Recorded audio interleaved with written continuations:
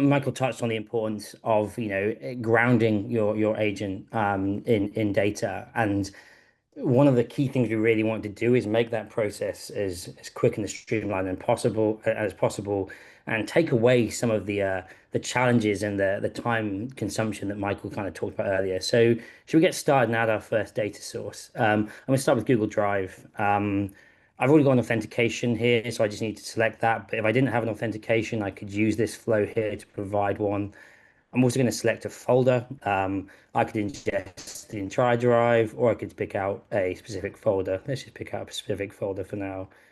And that's it. So 3 or 4 clicks, we'll save that Google Drive. And there it is. Essentially, now what will happen is the data source will go and actually pull files from that folder that I shared and begin ingesting them and making them available to the agent.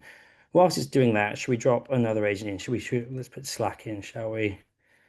And again, I'll use this existing auth I've got here.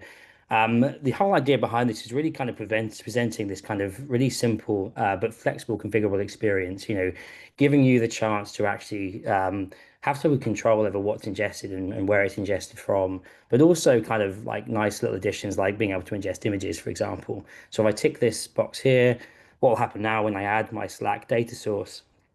Any images in any of the channels that I ingest will also be ingested. The text will be extracted, and that will be made available to the agent as well. So I select a channel here. Let's go for this channel. And as you can see, I can actually select multiple channels to this interface as well. So I could put a couple of channels in here. Maybe put this one in as well, and click Save.